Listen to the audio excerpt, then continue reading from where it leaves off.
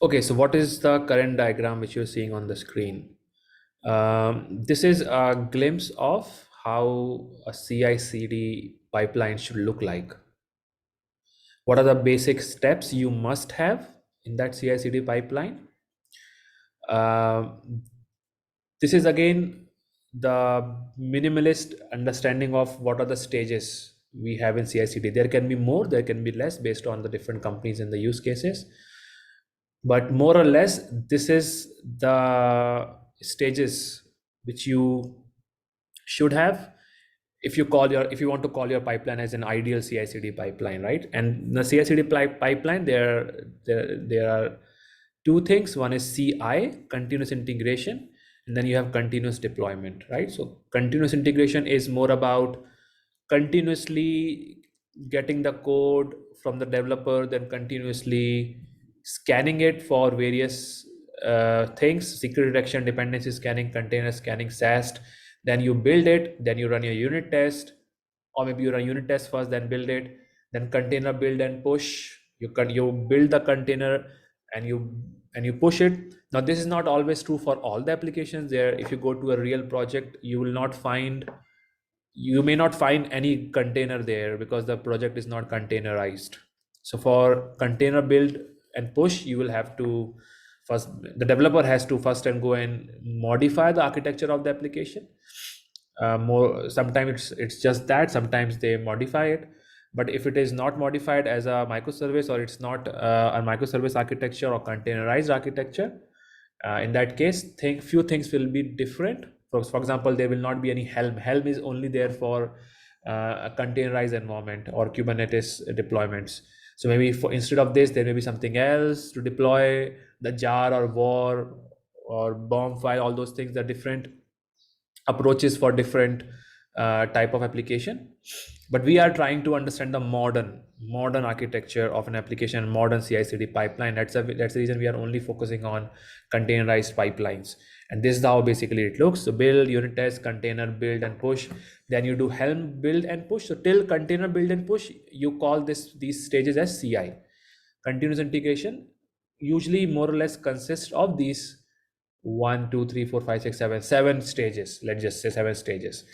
And post that, whatever is happening after that becomes a part of the continuous deployment, because now what you're doing is automatically you're doing everything from here. Then the Helm build and push happen, then you deploy to dev environment, then you run some deployment tests. So the testing part is also important. Whenever you run a deployment, you do not go and manually test it. However, it is a general practice in many projects where you deploy and then you mail your manual testing team saying, hey, can you please test it? We have just done a deployment.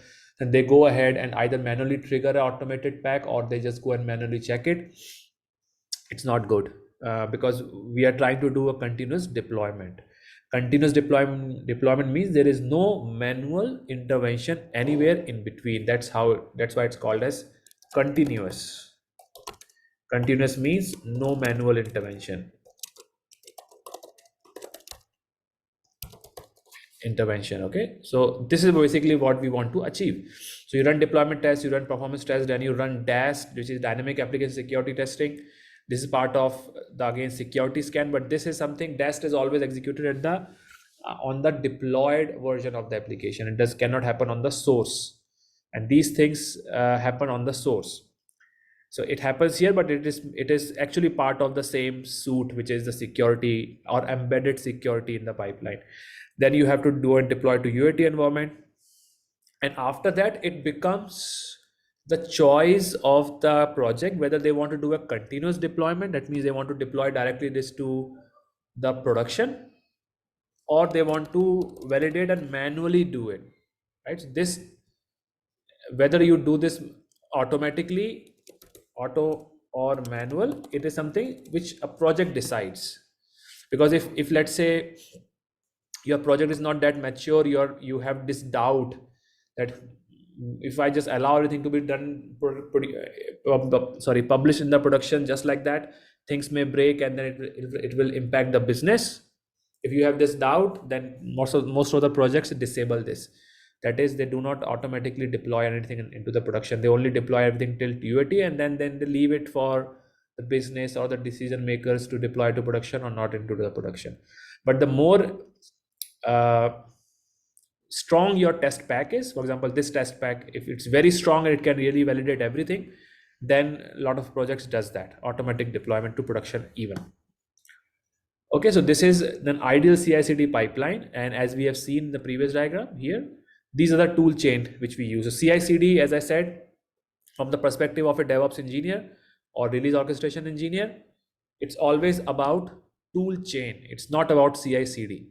What you have to, CI/CD is a conceptual idea. It's a concept. It's a logical understanding of what we have to do, what are the stages you have to put in place to come up with a very good continuous integration and continuous deployment pipeline, so that you can deliver your source code efficiently and quickly to the production environment with all the tests executed. That is what CI/CD is.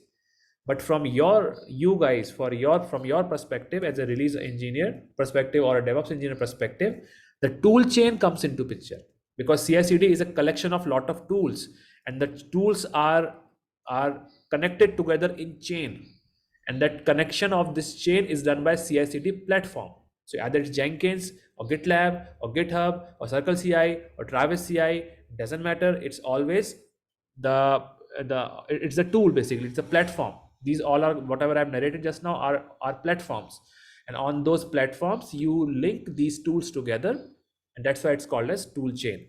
So you have primarily you have these four things: testing, build, deploy. Testing, build, deploy, and ops monitoring. And then for security, you use these many tools. For performance, you use these many. For build, you use this. For deployment, you use this. For to come up with the infrastructure, you write your IAC code, infrastructure as code, and then you use these tools. So it's all about tools, basically. DevOps engineer is a big ecosystem of tools, and you can choose which tools are good, which tools are you can use. Different companies use different tools, but tools are not always very important. What is important is to understand what is the CI/CD and what are the stages you have there. Okay, so this is a general idea about CI/CD, and this is what basically we are trying to create, right? So as a platform for continuous integration CI/CD, we are using the tool which is GitLab, right? So we are here in this case, we are using GitLab tool, which is our platform. So previously you guys were asking about what GitLab is doing. GitLab, as I told you, demonstrated earlier, is not doing anything. It is just connecting the stages with each other and giving you a placeholder where you can write the code for your tools. And different jobs have different kind of tool you're using. For example, in this case, for building the Docker image, you're using Canico. It's a different tool. For Helm, you're using something else. For deployment, you're using something, again, Helm. In the previous case, for example, if I open the Spring Boot one, here in this gitlab.ci, we are using, for build, you're using Docker. For unit test, we are using Maven. For SAST, Maven. For container scanning, we were using Trivy. For dependency scanning, maybe we are using Snike. So there are different tools you can use in the whole flow of CI/CD, but the tool which is the platform of CI/CD is agnostic to that. So if, let's say, in your company right now you're learning GitLab, in the next company you go and there is Jenkins there, so only thing which will change is the GitLab YAML. Only thing which will change is the configuration file of that particular platform. Inside of that, things will remain same. So if, let's say, you're going to Jenkins, in Jenkins you have to do the SAST. Only the format of this snippet will change, but the underlying script will remain the same. So in Jenkins, you will still go and run Maven verify sonar. Only thing which will be changed is the file name will be Jenkins dot something, or simple Jenkins file, and there you will write same thing but in a different syntax. Only syntax changes, logic still remains the same. So it doesn't matter which CI/CD platform you are learning, Jenkins, GitLab, whatever. The underlying principle always, even the underlying code principle as well as the code will remain always the same. Okay, so if I go again to my Flask API, so now right now I'm jumping into bit advanced stuff, And by advanced, it doesn't mean it's really that advanced. Advanced here means we are progressing further on our journey to learn more topics here. Right. So previously, if you remember, we had this application, Flask application, which is app.py. It's a backend service where we have endpoints. Then we had written some test cases, right? And we were deploying this into our EC2 instance, right? We were deploying this into EC2 instance, which is actually this one. So we, in the environment space, we are actually using EC2 server and using SSH to deploy this. I think I have this file here also, which demonstrate this. Deployed to EC2 and using SSH, I'm deploying this image there. Okay, so next thing is we need to now deploy this into Kubernetes cluster, right? So we were learning the Minikube for that, if you remember. We had this Minikube server. Let me open my Docker. Is Docker open already? Oops, sorry. Okay, so I will again open my thing here and I will open the Minikube. So Minikube, I think already started. I don't know if it started or not. Oh, Docker is not running, so I'll say Docker. Okay, so we tried deploying this into the a Minikube cluster, right? So how did we deploy this? We deployed it using the Kubernetes command, right? So we said we created in the manifest. We went to manifest. In the manifest, we had deployment.yaml file. We have service.yaml file. In the service.yaml file, we have this structure.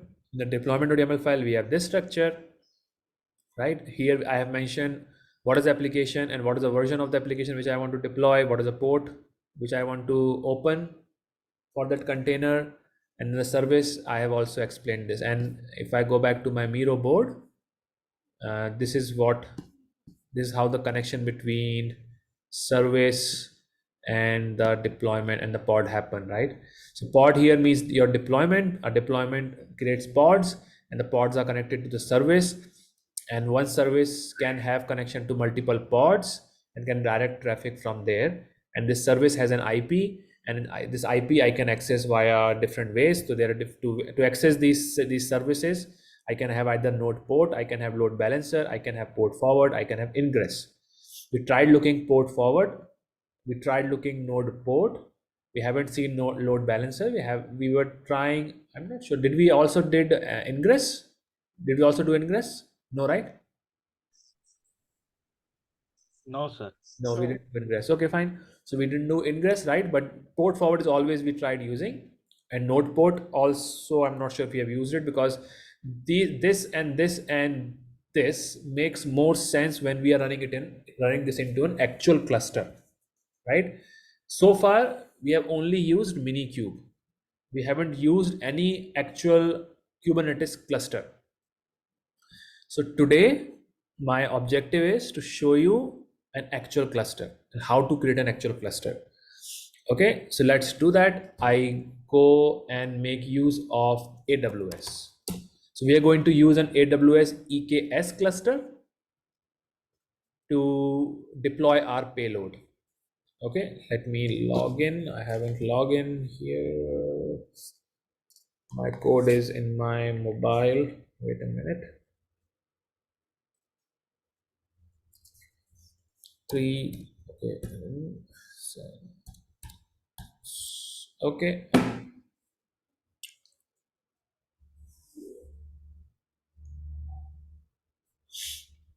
Okay, so I am here, and then I go to my Elastic Kubernetes service, which is here, and here I already have a cluster, which is my cluster, right? So I already have a cluster created here. How did I create this cluster? That we will talk about in detail, but it's actually very, very easy. The way I created this cluster, it was that simple, and I'll show you how.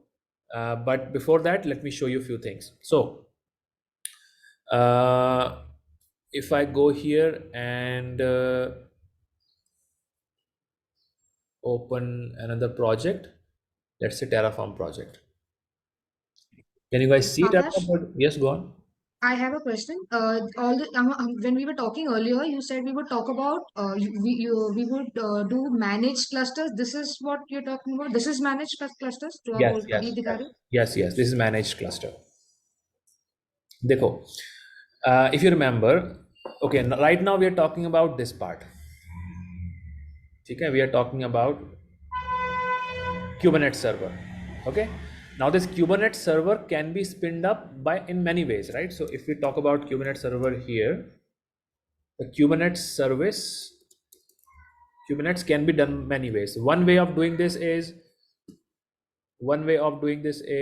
using AWS console. The hell? Oh god. Okay, here it is. Okay, guys, give me a minute.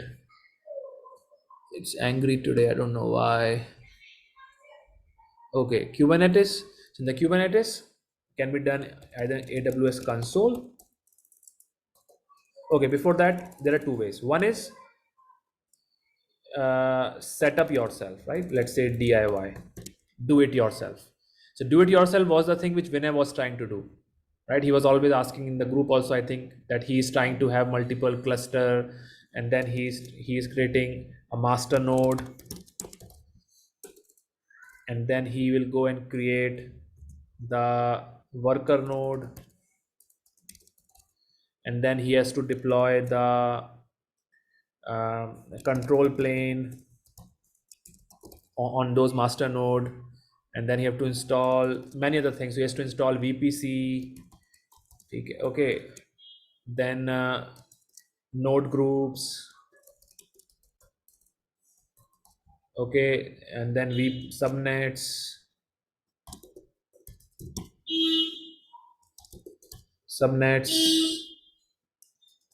IAM policies, IAM permissions. Let's just say IAM permissions. Okay, what else? So all these has to be done automatically. Let's say not automatically. I mean, you have to do it manually. Security groups.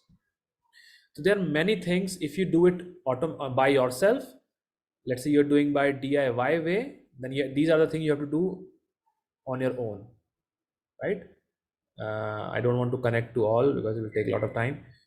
But you will have to do all of this if you do this automatically. And then second way is called as managed. Let's call this a managed Kubernetes. Now, managed Kubernetes here means that you don't have to really do all of this yourself and configure them, because if you do all of that yourself, you can still do it, but then there are a lot of possibilities that you will mess things up because there's so many pieces here, this and that, and this is just a tip of the iceberg. There are many things involved inside, volumes and this and that. I mean, you name it and it's there. And then where you are making a mistake, you don't even know, right?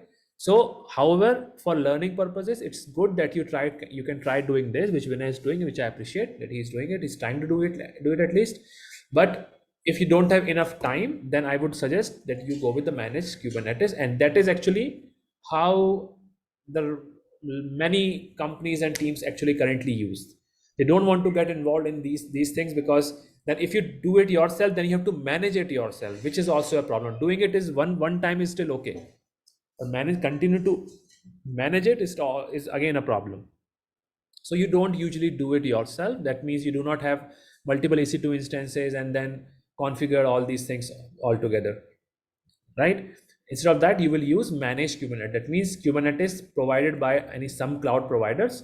So it can be your AWS, it can be your GCP, it can be your Azure, whatever it is. It is all of that service is called as managed service, GCP or Azure, or any other service. A lot of service available, by the way. So you don't want to do these three, then you can use many other. I used to use some services before from, I think, called as Linode is one of the service provider. So there are many service provider which can provide you a managed Kubernetes cluster where you don't have to do it all these things yourself. The tool will do it for you. So today we are going to actually see the EKS part, which is this one. Okay, so this is the EKS which we are actually trying to use, and I've created a cluster here, and this cluster has resources. In the resources, I have these pods running here. I have a cluster where I have nodes. In the node, uh, I have just one node, m5.large node. I created 2 hours ago. It is costing me a lot of money, but it's okay. And then name and make sure if you do it, be very, very aware that it costs money. So don't keep it open. For creating it, testing it, and destroying it is okay. And within 1 hour, 2 hour, it doesn't cost that much. But if you somehow forget to stop it, I'm not responsible for your bankruptcy. Okay, so please be very, very aware that you are doing this. Okay. Okay, so nodes, namespaces, everything is already present here. All, if you remember, all this we were trying to do earlier in Minikube, but now we are doing it here. Okay, how did I create this? Okay, let's do that. So as I said, if you want to have a managed Kubernetes, AWS EKS will do it for you, right? But it doesn't mean that these things are not required. When I say managed Kubernetes, the AWS EKS service will automatically spin up all these things for me. A new VPC, new subnet, new security group, control plane, node groups, permissions, VPC, worker node, master node. It will create all of that for me. But it is still nonetheless will create it, because to run a Kubernetes server, you will actually need all of these things, right? So AWS EKS will take care of all of these things for you, so that you don't have to do it for yourself. How you create it? First basic approach is, as I was telling you earlier, is using AWS UI console. But it's very complicated. Why? Because if I go here, clusters, add a cluster, create, I have to do a lot of things. So I have to go here, name, roles. I don't want to really do that to demonstrate this service role and blah blah. I go to next and select VPC, existing VPC, or and create a new one, security groups. I go again here and then do some configuration logging, and then I go all the way to the end. And what it will eventually do, it will only create the control plane basically. It will not create my worker node or master node or anything else. It will only create a service, but then I have to go to my EC2 service. I have to go to my EC2, and from here I will have to go and launch my EC2 instances, a node group. I have to create a node groups basically, and then I have to go back and I have to associate my node groups to my EKS instance. So a lot of manual work you will have to do if you go via AWS console. I'm not going to do that. I doesn't enjoy that. Okay, so from UI, you should not do it. No one does it. If you are a real DevOps engineer, you really do not want to do this from a UI. Rather, you will use some IAC software or IAC library or command line utility, or a tool, something like Terraform or Ansible, which you can use, configure to spin up your AWS EKS cluster. Okay, so here if I'm doing with managed K8s and it's AWS EKS, I can do it from console, but this is not advisable. And then you can use your Terraform, maybe a good way. Yes, absolutely better than console, but there is one more better way called as EKSCTL. EKSCTL. So EKSCTL is a library, and it's very simple and very easy to learn, and you can really create cluster quite, I shouldn't say fast, but it has very less configuration. I mean, you can really spin up a cluster in just seconds. You just write one command and it just spins it up. But before I jump here, let me show an example of a Terraform, how Terraform does it. Okay, so that you know what Terraform is and how we can use Terraform to do that. And many projects does use Terraform still, and Ansible is also one of the solution, but I will not jump into Ansible at the moment. Okay, so Terraform. So I have downloaded a Terraform script from an official Terraform page. So you guys were asking, right? How did I know to write this code, right? How did I go and write? I did not write it. I got it from an official Terraform documentation. And that is also something which you should go and use. You don't have to write each and every word by yourself, right? That is very, very error prone and very, very complex and very, very time consuming and an idiotic way to do things. You should always go and search the official documentation. So for example, if I go here, Terraform EKS, search Terraform EKS,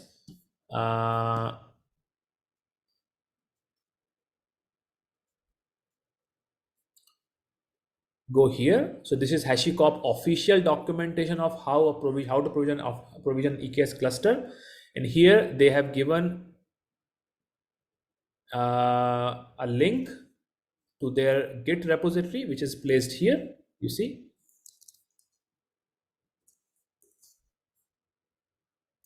And this is what I have cloned, right? This is what I am right now showing you. So in the main.tf, you have a provider. Then here, I'm just walking you through what is there in the Terraform script. So as I told you earlier, in the diagram, if you remember in the diagram, I think I have to open it again, but in the diagram, I told you that there are many components for an AWS EKS cluster to work. There are many components which you have to create. So security groups, node groups, VPC, subnets, worker plane, master plane, and networking. So a lot of things you can go and configure from here. What you're seeing right now is a bare minimum. So you have data, AWS availability zones. Here it's written few stuff. It's not relevant at the moment. The first module here is VPC. So you're creating a VPC here. And then second module is the EKS. Here you're creating the EKS, so what VPC ID, what subnets you have to use, and all those things. Then you're creating a node group here, right? So this is a node group which you're creating, minimum 1, max 3, desired state is 2, right? Now 2 node groups basically you have created here. Then you're creating some IAM policy. Then IAM policy about elastic storage and some add-ons, something here and there. Okay, so this is just the bare minimum stuff, and it's not that there is not other thing which can be configured from here. There can be many things which can be configured, but the bare minimum is this much. And there are other files, which is one is variables. So this is what it will go and print eventually, and something on the basic configuration of things. So what library and what versions of the plugins which Terraform will go and use. Okay, but the main file is main.tf. And to make use of this file, you can follow the official documentation, which is this one. Here they're saying do this, and it will go and create this cluster directly from here.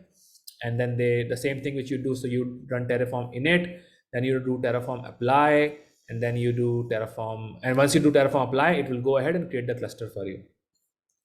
So this is one way of doing it, but I am not going to be using this approach for today's session. And for subsequent session also, for spinning up AWS EKS, I will try to use what AWS has asked me to do. Okay, so let's say what AWS asks you to use when you want to create an AWS EKS cluster. So when I do that,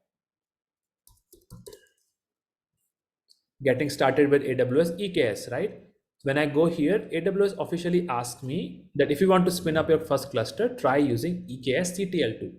Now, EKSCTL tool is not developed by Amazon at all. Rather, it has adopted this tool from a company called as Weaveworks. And Weaveworks actually have created this EKSCTL tool, and they have kind of donated it back to AWS or Amazon.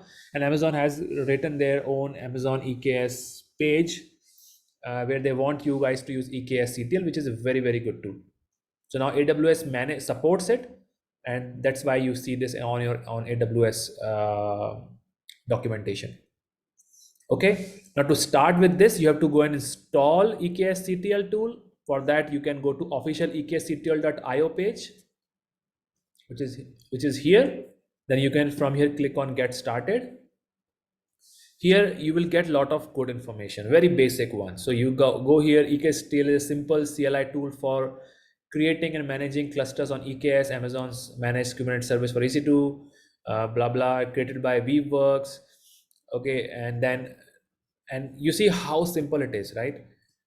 To create a cluster, you just have to write command EKSCTL create cluster. and then it will do everything for you. It will go and create subnets, VPC, node groups, IAM permissions, adding connecting things here and there, roles, and everything. It will do it for you. You don't have to really do anything. You can configure it further. You want to say, no, I want to have different types of my instance types, different things here and there, that you can do from a configuration file, cluster.yaml file, or you can directly pass command line arguments. You can give the name of the cluster, how many nodes you want, what version do you want. Then you can use what are other things relevant for you to understand today? I think none. Auto scaling things, right? You want how many nodes you want minimum 3. What is the desired you want? What is the max you want? This part of that auto scaling part, I think the very beginning someone asked this question, where I was trying to explain how does it scale, right? It was here, you see. So this is an auto scaling thing which I explained in the very beginning. So you have 1 node, 2 node, 3 node, 4 node, and how many nodes you can actually have. You can pre-configure it that I can have 5, between 5 to 2. So if there is not enough traffic, then it will have only spin up 2. When the traffic automatically increases, it automatically increases the nodes, right? So that is what auto scaling mean here. So nodes minimum, nodes maximum, and based on, if you enable auto scaling, it will try to reach till that end if there is enough lot of connection. Okay, so EKSCTL is sort of a default way of creating an EKS cluster, and that is actually what I have used. So I can go ahead and show you one more example of that very quickly. I go back here, open here, go to my Flask API, and all I have to do is to go here. That's what I did here actually. If you see, no, this is not what I can show you here, but this current cluster which I have right now, which is this one, EKS cluster. So here, if I go here, I have my cluster here. I go back and I go here, say EK. By the way, in the README document, I have done that so that you can give it a try, because I think we should end now. It's almost time is up. Let me spend 5 more minutes to show you a few things here. So here I have written some commands already, how to create a cluster. So you can copy this, or you can just type it out: EKSCTL create cluster, and then you give it a name, my new cluster, and you can give it a node. So I am saying nodes is equal to 1. And nodes here is important because this is how you instruct EKS that you have to create an EC2 instance, right?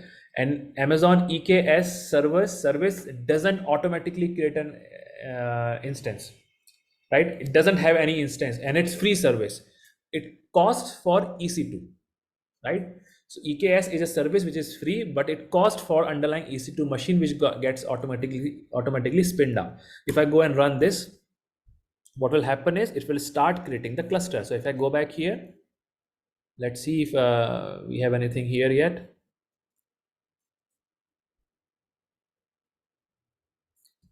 Clusters, refresh. Okay, it's not there. It's creating it. Let it create. But once it's created, it will create a service, but it will also go back to EC2 and it create a service server as well. So when I created the EKS instance previously, it created the EKS server, but it also, or EKS service, but it also created the EC2 instance, and it has linked that EC2 instance as a node group to that cluster automatically. So this is the M5 large instance type. You can configure that, by the way, right?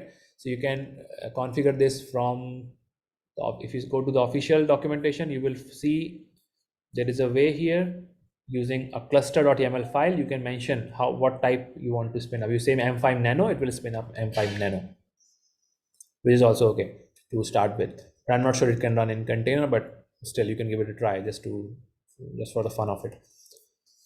Okay, okay, did not create route table, creation failed, so creation cancel.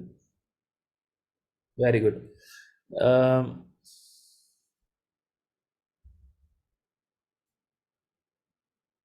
Route table, public route table create failed, resource creation cancelled.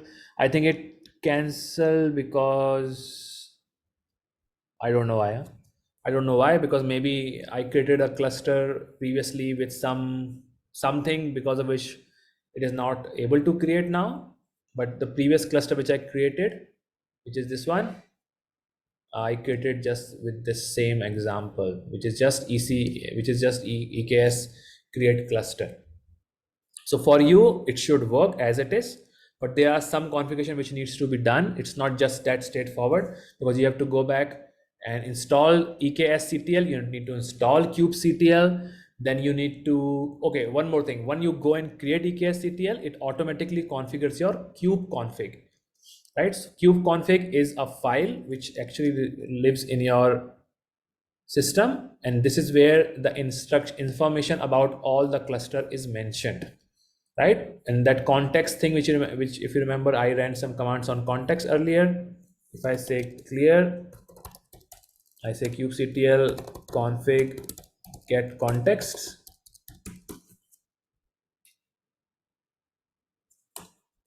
So it is saying right now these are the contexts available, and this EKSCTL has automatically configured it for me, which is here. Okay, so once you create a EKS cluster using EKSCTL, it also configures your kubectl to point to that cluster.